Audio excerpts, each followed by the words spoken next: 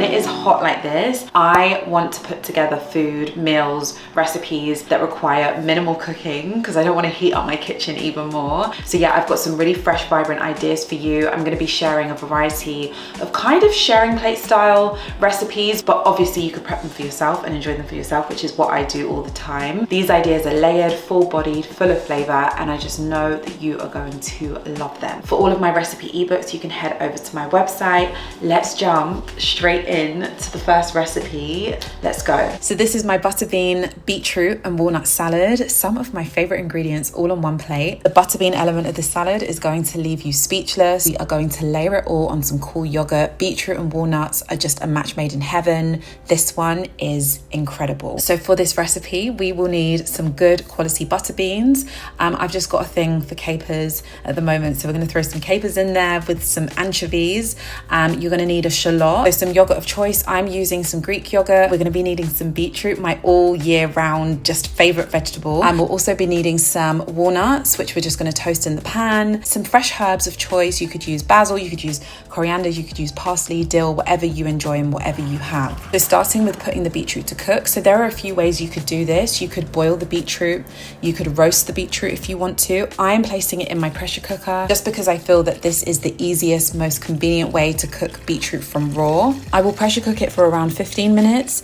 These beetroots are quite small, so however you choose to prepare the beetroot, you just want to make sure that you have softened the beetroot so you can cut through it. So whilst your beetroot is cooking away, we can just do the other steps. So that involves just toasting some walnuts, which is actually going to be the last thing that we add on, but we'll just start by just toasting them in a pan. So toasting the walnuts, you're going to smell that nutty aroma just release. You want to keep the pan moving consistently. Then once the walnuts start to deepen in color, shifting to a rich golden brown, like they have like a slight tint to them, then you know that they're done. You can just go ahead and set them aside. Today's video is sponsored by Cookie Jam, a super fun, free match 3 puzzle game you can play on your phone or tablet. The game involves swapping cookies and candies to solve puzzles with over 11,000 brain teasing levels and new ones every week. It really keeps my mind sharp. I just love the challenge. I've always loved any type of puzzle game, so Cookie Jam is the perfect game for me, especially when I want a little break in between shooting recipes, just a little switch off,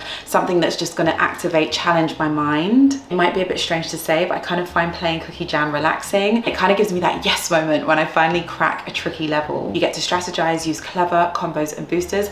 I just find Cookie Jam super satisfying. With daily spins, sweet rewards, and limited time challenges, there is always something new to dig into. So if you'd like to put your puzzle skills to the test and join over 100 million players, be sure to download Cookie Jam for free. You can click the link in my description or you can scan the QR code that you can see on screen. Let's continue with this recipe. I love the sound of my pressure cooker going off in my kitchen. So whilst the beetroots are continuing to cook, we are going to actually prep the butter bean ingredients. So starting with finely as you can, slicing up a shallot. So you could definitely use a red onion in place, but I do prefer a shallot for this recipe in particular, just because it has that mild sweet, kind of like less pungent feel than an onion, but of course work with the ingredients that you have. I like to chop my parsley as fine as possible so all of the flavors can be released. I'm actually going to cook our anchovies and our capers. So chop your anchovies up and then place them into the pan with a little bit of olive oil. You can go ahead and throw your capers in also. So the anchovies are going to melt almost like butter. They are just going to dissolve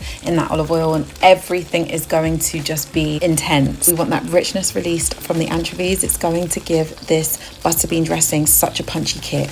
So in a mixing bowl, you can place in your finely chopped parsley, finely chopped shallots, throw a good heap of extra virgin olive oil in, give it some salt, some lemon juice, just mixing everything. And then you're gonna go ahead and place in those cooked anchovies and capers, which are going to just top everything off. So I'm just going to remove the cooked beetroot from the pan before we throw the butter beans into that dressing. These beetroots are cooked to perfection, just how I like them. So rinse off your butter beans, whatever butter beans you're using, and then place them into that delicious anchovy infused, herb infused, shallot infused dressing, and just mix everything well. If you can do this like at least like 20 minutes before serving and plating up this salad, these are going to taste even better. I mean, the longer you leave them, the tastier that they'll be, but yeah, try and leave them for at least 20 minutes or so. So plating up our butter bean, beetroot and walnut salad, we're going to start with a layer of thick Greek yogurt, some cool thick Greek yogurt, and then we are going to peel our beetroot. I just did it with my hands. You can do it whatever way you want to. Don't be afraid of stained purple hands. Beetroot washes off very easily. And yeah, just chop them up however you want to. I just kind of did like little kind of like moon shapes, and then I layered the beetroot on top of the yogurt, placing on top those flavor packed butter beans, which was sitting for like 30 minutes or so. I just left them to sit. I then chopped up these toasted walnuts. I still wanted them to kind of remain chunky, so I didn't do too much chopping.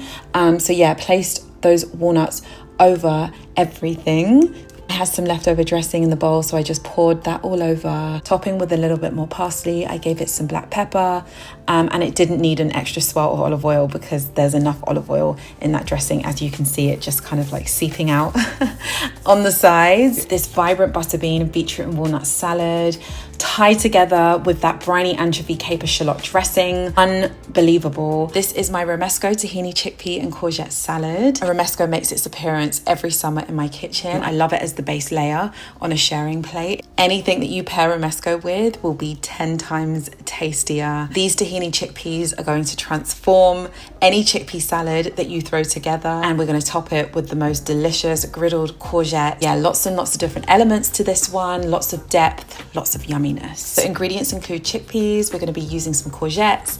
You could definitely swap out the courgettes and use something like aubergines if you'd prefer. For the Romesco, we're going to be needing some red peppers. I'm going to be using these slow roasted tomatoes. Usually I would use sun-dried tomatoes, but I don't have any. Also be needing some blanched almonds, some lemon juice. So for the salad, I'm going to use some fresh coriander. Swap out the coriander if you don't like it. You could use parsley in place. So we're going to begin by chopping up and putting our red peppers to roast. So I just simply chopped around the edges of the peppers and I laid them on a baking sheet. I swirled on a little bit of olive oil, gave the peppers some salt, and I placed them into a 190-degree oven, leaving them in there for about 25 to 30 minutes. Moving on to the tahini chickpea salad, I'm going to chop up some red onions. I'm also going to finely chop up all of that fresh coriander. Okay, so in a bowl, we will combine some extra virgin olive oil, a touch of tahini. I always use a light tahini, and a secret ingredient, just a little touch of miso, makes all the difference. We will add some maple syrup in, a good squeeze of lemon juice, some salt, some ground black pepper, and then we are going to whisk everything until smooth. This tahini dressing is a rich, creamy blend of savory and sweet. I can't get enough of it. And it doesn't just belong on chickpeas. Think that, I want to add some extra ingredients. You could definitely finely mince or finely grate some garlic or some fresh ginger, or you could add like a dash of toasted sesame oil, which would work really, really well. So we will combine our chickpeas with this dressing. I just gave my chickpeas a good wash and rinse, and then I placed them into the bowl with that dressing along with the chopped red onions and the chopped coriander. I just mixed and coated everything. If you're meal prepping and you just want a really great kind of easy, simple chickpea dish, this is fantastic. They actually get better, they get tastier over time. So yeah, definitely would recommend them as your meal prep addition. So prepping these courgettes, I'm just gonna finely chop mine lengthways and place them onto a griddle pan. If you'd prefer to just pan fry them, or you could even roast them, you could do that. So yeah, I just griddled them until they were golden on each side. I'm giving them some salt. Moving on to the Romesco, the peppers are about to come out of the oven, but before they do, I'm just going to toast some blanched almonds just until they are fragrant and looking golden, looking something like this. So I removed the peppers from the oven and placed them into a high-speed blender along with my slow roasted tomatoes, the toasted blanched almonds, a good squeeze of lemon juice, some chili flakes, a touch of paprika. I also added in some garlic, which you didn't see, some salt, and a good swirl of extra virgin olive oil. So I whizzed up my Romesco. Some people like to have like a little bit of texture in the Romesco. I kind of like mine smooth, which is why I did it in my high-speed blender, but it's totally up to you.